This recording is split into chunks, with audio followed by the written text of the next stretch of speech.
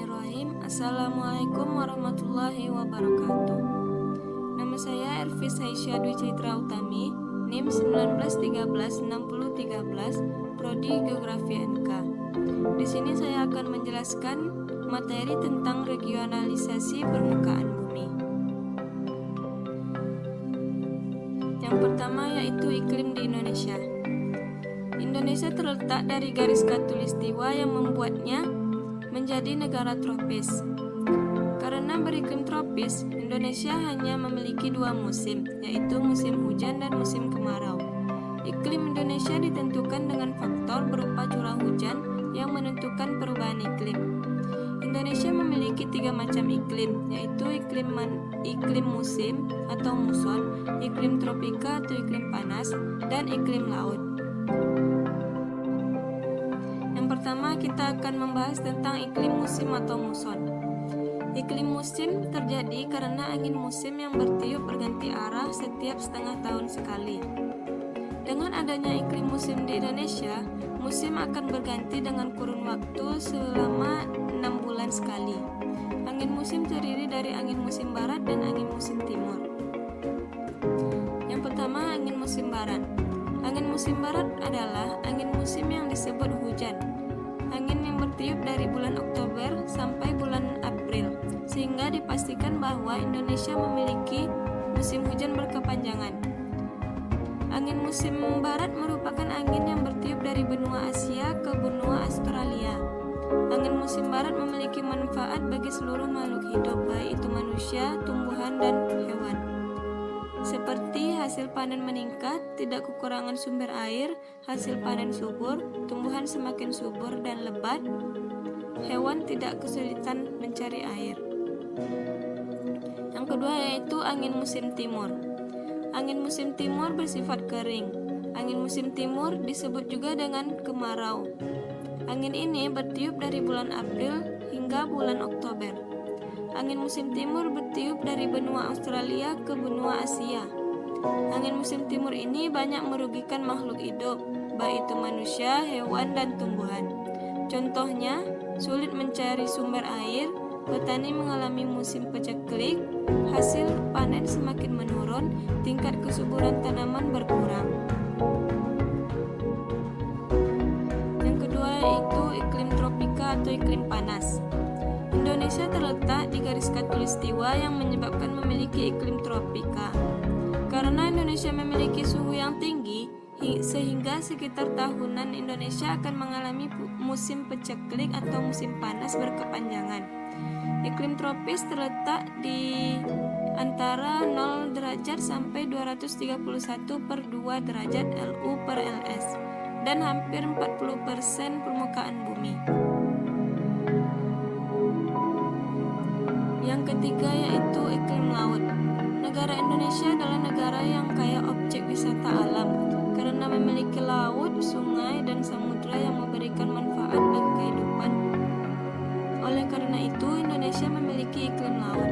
Iklim laut adalah iklim yang banyak mendatangkan hujan yang bersifat lembab sehingga Indonesia bisa mengalami musim hujan berkepanjangan. Perubahan iklim di Indonesia. Beberapa kondisi dapat merubah keadaan iklim suatu wilayah. Begitu juga yang terjadi di Indonesia. Hal ini ditandai adanya perubahan temperatur rata-rata harian, yaitu pola curah hujan, tinggi muka air laut, dan variabilitas iklim seperti El Nino dan La Nina. Dengan adanya perubahan iklim menyebabkan dampak serius pada pertanian, kesehatan, perekonomian, dan lain-lain. Peningkatan temperatur harian berpengaruh dalam curah hujan yang biasanya ditentukan oleh sirkulasi monsun Asia dan Australia. Perubahan iklim di Indonesia berdampak pada produksi bahan pangan terhambat seperti ikan, jagung, padi. Risiko banjir seperti di daerah dataran rendah, pengiriman barang distribusi yang menggunakan transportasi laut terhambat, objek wisata mengalami kerusakan. Selanjutnya kita akan membahas tentang relief di Indonesia. Relief adalah tinggi rendahnya topografi sehingga menunjukkan beda tinggi di darat, tinggi di laut, maupun antara laut dan daratan. Indonesia mempunyai teknik tektonik yang sangat rumit, oleh karena itu topografinya dan reliefnya juga sangat rumit. Berikut pola-pola relief Indonesia yang terlihat dari satu garis penampang. Yang terlihat dari relief regional Indonesia adalah keberadaan dua masa benua yang menyusun Indonesia. Di barat ada benua Sundaland, bagian dari Asia. Di timur ada Arafura Platform Sahuland, bagian dari Australia. Sebenarnya, masa-masa benua ini dibangun oleh banyak benua kecil yang sangat dalam, yang saling bertubrukan di dalam masa silam sejarah geologi. Kemudian ada laut yang sangat dalam, baik memagari maupun di wilayah Indonesia. Penampang ini di sebelah barat ada Samudra Hindia, di barat Sumatera yang titiknya terdekat adalah palung Sumatera yang lebih dalam dari 5.000 meter. Di sebelah timur ada laut Banda yang juga kedalamannya melebihi 5.000 meter. Laut di ujung timur Sundaland yaitu Selat Makassar dan Teluk Bone. Pada Laut Jawa sangatlah dangkal. Dalamnya tidak sampai 100 meter karena merupakan daratan benua yang digenangi laut pada saat salju di kutub mencair akibat deglasiasi pada sekitar 10.000 tahun yang lalu. Tidak heran kalau Laut Jawa merupakan alur-alur sungai terusan dari Sumatera, Jawa, Kalimantan. Pada topografi daratan adalah pegunungan barisan di sebelah barat dan pegunungan tengah Papua di timur.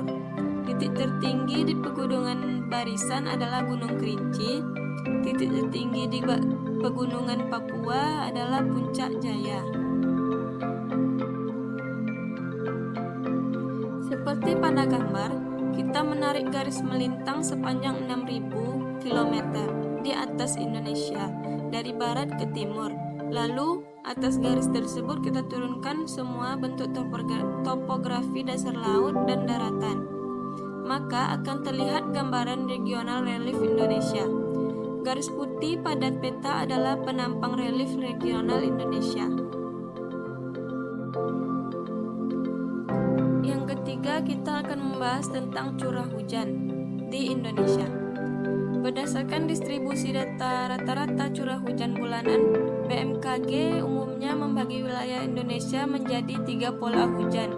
Sedangkan dari Kementerian Pertanian membagi 4 pola hujan, yaitu yang pertama pola hujan monsun yang wilayahnya memiliki perbedaan yang jelas antara periode musim hujan dan periode musim kemarau. Kemudian dikelompokkan dalam zona musim. Tipe curah hujan yang bersifat unimodial, satu puncak musim hujan, seperti di wilayah Sumatera bagian timur dan selatan, Pulau Jawa, Bali dan Nusa Tenggara, Kalimantan bagian selatan, Sulawesi Selatan bagian pantai barat, Sulawesi Tenggara bagian barat, dan Pulau Buton atau Muna, Sulawesi Utara, Maluku bagian selatan, dan Papua bagian pantai utara dan Merauke. Yang kedua yaitu pola hujan ekuatorial, yang wilayahnya memiliki distribusi hujan bulanan bimodial dengan 2 puncak musim hujan maksimum dan hampir sepanjang tahun masuk dalam kriteria musim hujan. Pola ekuatorial dicirikan oleh tipe curah hujan dengan bentuk bimodial, 2 puncak hujan yang biasanya terjadi sekitar bulan Maret dan Oktober atau pada saat terjadi ekinoks, seperti di wilayah Sumatera bagian barat, Kalimantan bagian utara, sebagian Sulawesi Tengah dan Sulawesi Selatan, wilayah Luwur Raya dan Toraja, dan Papua bagian tengah. Yang ketiga yaitu pola hujan lokal, yang wilayahnya memiliki distribusi hujan bulanan kebalikan dengan pola monsun. Pola lokal dicirikan oleh bentuk pola hujan unimodial, satu puncak hujan, tetapi bentuknya berlawanan dengan tipe hujan monsun, seperti di wilayah Perigi Motong, Palu, Luwuk Banggai, Kepulauan Banggai, Taliabu, Sula, Baru bagian selatan, Buru bagian selatan, Seram bagian selatan, Ambon, Sorong, Raja Ampat, Teluk Bintuni, Fakfak, dan Sulawesi Selatan bagian pantai timur. Yang keempat yaitu pola hujan multipattern, yang wilayahnya memiliki distribusi hujan bulanan hampir merata tiap bulan. Tidak ada puncak hujan dan kemarau yang signifikan seperti di wilayah Kota Palu, Morawali Utara, Asmat, Mimika, dan Kerinci. Pada kondisi normal, daerah yang bertipe hujan monsun dan akan mendapatkan jumlah curah hujan yang berlebih pada saat monsun barat dibanding saat monsun timur. Pengaruh monsun di daerah yang memiliki pola curah hujan ekuator kurang tegas akibat pengaruh insolasi pada saat terjadi ekinoks. Demikian juga pada daerah yang memiliki pola curah hujan lokal yang lebih dipengaruhi oleh orografi. Berikut dicantumkan peta pola curah hujan di Indonesia. Yang berwarna hijau yaitu ekuatorial, yang merah lokal, yang kuning monsun, dan yang merah muda multipattern. Pola umum curah hujan di Indonesia antara lain dipengaruhi oleh letak geografis. Secara rinci, pola umum hujan di Indonesia dapat diuraikan sebagai berikut. Yang pertama yaitu pantai sebelah barat setiap pulau memperoleh jumlah hujan selalu lebih banyak daripada pantai sebelah timur. Yang kedua yaitu curah hujan di Indonesia bagian barat lebih besar daripada Indonesia bagian timur. Sebagai contoh, daratan pulau-pulau Jawa, Bali, NTT, NTB yang dihubungkan oleh selat-selat sempit. Jumlah curah hujan yang terbanyak adalah Jawa Barat. Yang ketiga yaitu curah hujan juga bertambah sesuai dengan ketinggian tempat. Terbanyak umumnya berada pada ketinggian antara 600 sampai 900 meter di atas permukaan laut. Yang keempat yaitu di daerah pedalaman di semua pulau musim hujan jatuh pada musim pancaroba. Demikian juga halnya di daerah-daerah rawa yang besar. Yang kelima yaitu bulan maksimum hujan sesuai dengan letak DKAT. Yang keenam yaitu saat mulai turunnya hujan bergeser dari barat ke timur seperti pantai barat, Pulau Sumatera sampai ke Bengkulu mendapat hujan terbanyak pada bulan November. Lampung, Bangka yang letaknya ke timur mendapat terbanyak pada bulan Desember. Jawa bagian utara, Bali, NTB, dan NTT pada bulan Januari sampai Februari. Yang ketujuh yaitu di Sulawesi Selatan bagian timur, Sulawesi Tenggara, Maluku Tengah musim hujannya berbeda, yaitu bulan Mei sampai Juni. Pada saat itu daerah lain sedang mengalami musim kering. Batas daerah hujan Indonesia Barat dan Timur terletak pada kira-kira 120 bujur timur. Grafik perbandingan 4 pola curah hujan di Indonesia dapat Anda lihat pada gambar. Kemudian, rata-rata curah hujan di Indonesia untuk setiap tahunnya tidak sama, namun masih tergolong cukup banyak, yaitu rata-rata 2.000 sampai 3.000 mm per tahun. Begitu pula antara tempat yang satu dengan tempat yang lainnya, rata-rata curah hujan tidak sama. Yang pertama yaitu ada beberapa daerah yang mendapat curah hujan sangat rendah dan ada pula yang mendapat curah hujan yang sangat tinggi. Yang pertama yaitu daerah yang mendapat curah hujan rata-rata per tahun kurang dari 1.000 mm, meliputi 0,6% dari luas wilayah Indonesia, di antaranya Nusa Tenggara dan 2 daerah di Sulawesi, Lembah Palu dan Luwu. Yang kedua yaitu daerah yang mendapat curah hujan antara 1000 sampai 2000 mm per tahunnya. Di antaranya sebagian Nusa Tenggara, daerah sempit di Merauke, Kepulauan Aru, dan Tanimbar. Yang ketiga yaitu daerah yang mendapat curah hujan antara 2000 sampai 3000 mm per tahun, meliputi Sumatera, Sumatera Timur, Kalimantan Selatan, dan Timur, sebagian besar Jawa Barat dan Jawa Tengah, sebagian Irian Jaya, Kepulauan Maluku, dan sebagian besar Sulawesi. Yang keempat yaitu daerah yang mendapat curah hujan tertinggi lebih dari 3000 mm per tahun, meliputi dataran tinggi di Sumatera Barat, Kalimantan Tengah, daratan tinggi Irian bagian tengah, dan beberapa daerah di Jawa, Bali, Lombok, dan Sumba. Berikutnya kita akan membahas tentang flora dan fauna menurut garis Weber, Wallace, dan peralihan. Pengertian garis Wallace dan garis Weber.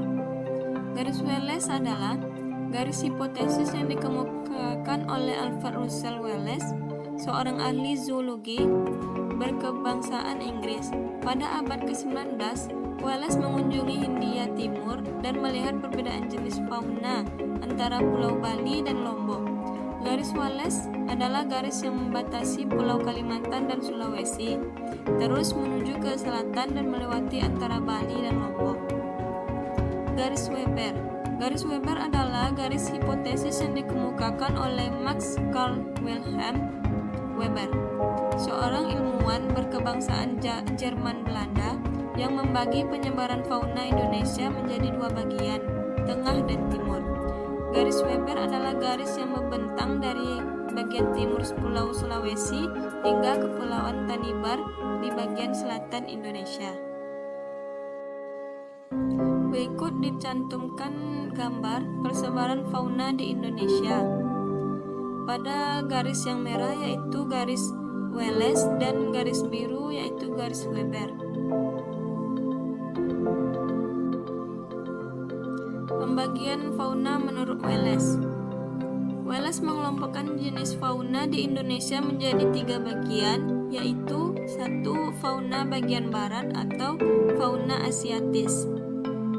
Wilayah Indonesia bagian barat meliputi Pulau Sumatera, Jawa, Bali, Kalimantan, serta pulau-pulau kecil di sekitarnya. Dikatakan fauna tipe Asia karena fauna yang berada di bagian barat ini memiliki kemiripan dengan negara-negara yang terdapat di benua Asia.